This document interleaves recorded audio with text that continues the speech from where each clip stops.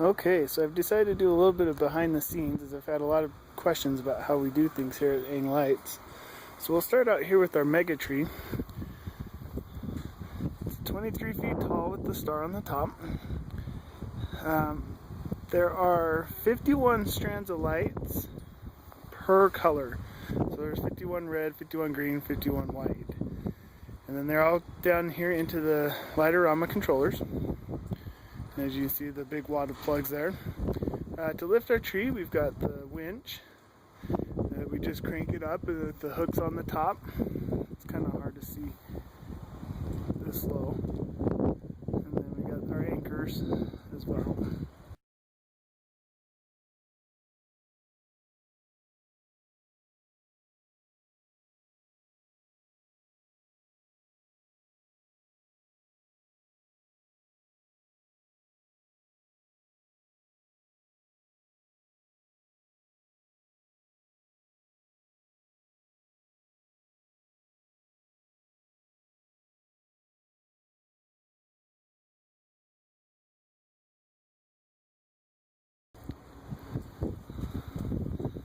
So that is our fun mega tree. We've got a 10-foot base.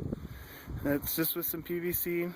I've got it lifted off the ground because it is December 22nd, but normally by now we've got 1 to 2 feet of snow, but we haven't had any snow this year. But the real reason it's off the ground is to keep it out of the snow, make cleanup a little bit easier. I've got these 3-way candy canes. We just zip tied in together in triples, and they're just kind of spread throughout the yard. And our snowman. Our new feature this year was our fountain. We took the arches. I never had arches, but I thought I'd do a little bit different. I took 6 arches and made them into a big fountain tree. It's been kind of fun. Everyone loves this new feature. There are 51 channels in total. There's 6 arches coming out of the base. 3 are 8 feet long. 3 are 6 feet. I want to give them a little bit more height depth to them. Again, they're about a foot out of the ground to stay out of the snow. That's not here, obviously. The way I built these, I took a 1/2-inch piece of PVC pipe, staked them in the ground in the arch form. And then I took 1-inch pieces of PVC that are about a foot long and wrapped the lights around them. This way I could box them up at the end of the year. It'd be easier to store. And they just slide on and away you go. You see a bunch of the extension cords, and here's the wad that comes out of the base of them. And then behind the big plastic I got 4 LOR or Light-o-Rama controllers. 3 that are just for the fountain, and then the 4th one that controls part of the mega tree and part of the yard.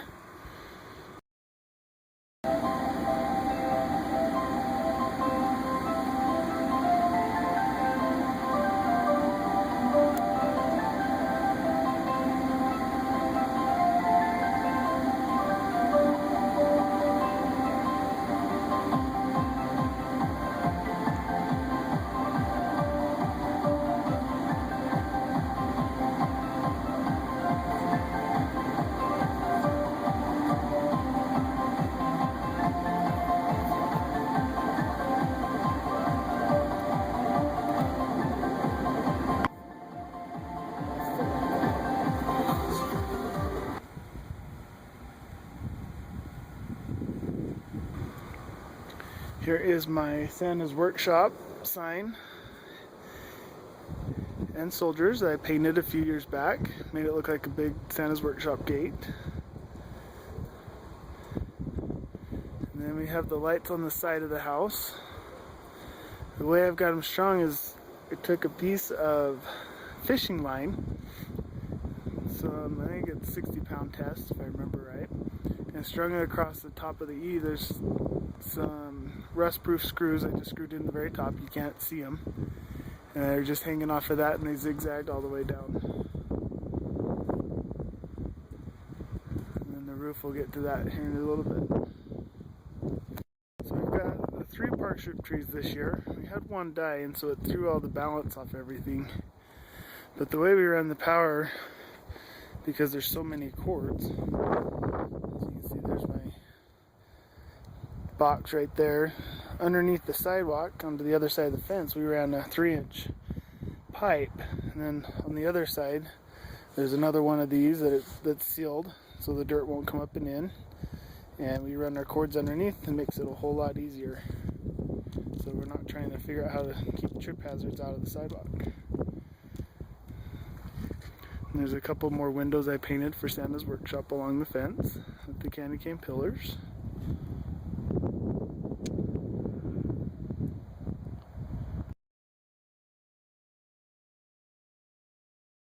Here's the other side of the sidewalk. Again, we've got their panel box. You can see the pipe come into it. It's just a regular sprinkler valve box is what I used. And the cords just run over. Underneath there, again, I got 3 more Light-o-Rama controllers. 2 that are AC powered and then 1 DC to run some of the RGB spots and trim.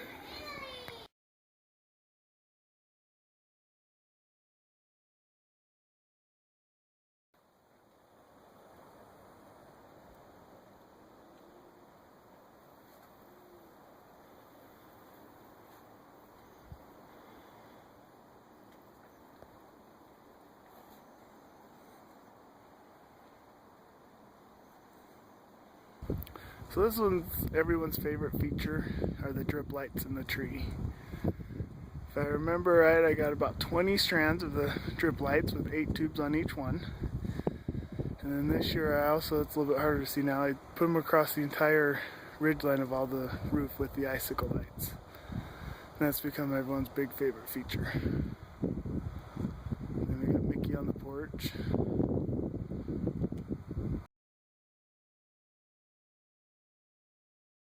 So here's a close-up view of one of the light strips that I built. I used just some J channel and some F channeling. If I can get a little piece off here, as you can see. I just cut a couple holes in it and zip tied them on. And then these all just slide in behind all the different aspects. You got them here, and then again up on the roof line. See if I can zoom in.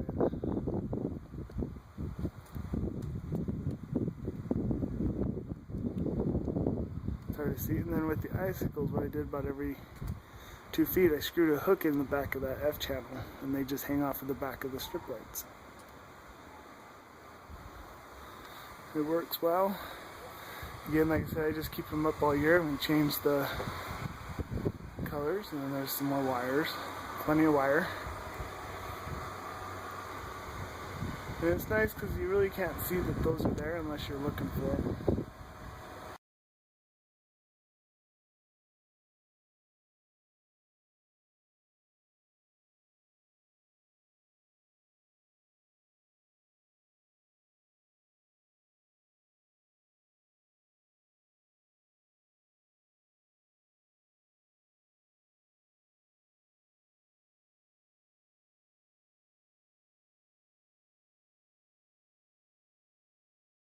So here's my snowman. I bought it at a garage sale a few years back. I love garage sales, sometimes you can find some good things. It comes with a standard light bulb in it and make it nice and bright. But I like to keep things color coordinated. So I took and dropped a little piece of the RGB stripping inside. It's just kind of hanging in there. And I've got it plugged in so it's on the garage. I've got one on each side of the garage. This way the snowmen change colors as well. Kind of a little fun little feature. Santa, on the other hand, he's all red, so he has to stay red.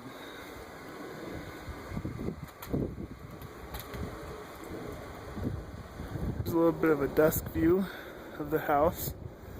And there's some more handmade candy canes. Cut out and painted, we use, and then all our mini trees. Found those trees really cheap after Christmas.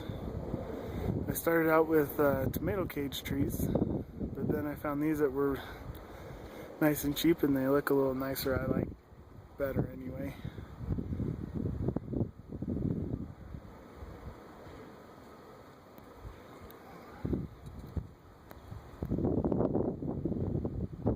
And on the back of the house, it's really not part of the light, but it is there, we put a giant star.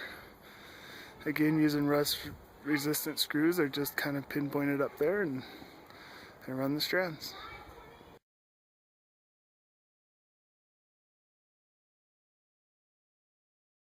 So here's our tune to the radio station sign. It's 106.7, that's one we broadcast on.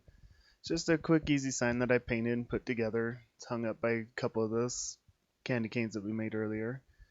Every year I keep saying I'm going to redo the sign, make it lighted, but we'll find out. And it's got a spotlight on it so people can see it.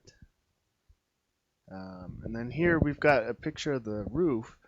Now every year I put a different picture on the roof. It's redesigned different. Last year it was a couple snowmen doing a little snowball fight. This year it's a fireplace with the stockings and the Christmas tree with presents underneath. A lot of people ask me how I do this. They ask if I have a wire frame that I lay out and attach the lights and it's just laying up there. It's not. It's actually all freehand. I use the shingle clips, just little plastic shingle clips, and I hook those underneath the shingles and hook the lights to them and design out the different pictures for the different picture I do every year. That's one thing a lot of people look forward to, and a lot of the neighbors like to, when they're walking by, they try and figure it out before I've got the lights on. As you can see on the side of the house as well on the wall, I've added some RGB spotlights this year. That's something new I added, and I've always had the lights hung on the wall. So this year I thought I'll just get spotlights, it'll be a little bit easier, but they didn't do the effect that I wanted. So I hung the strands of lights back up in addition to the spotlights, and it actually turned out pretty neat.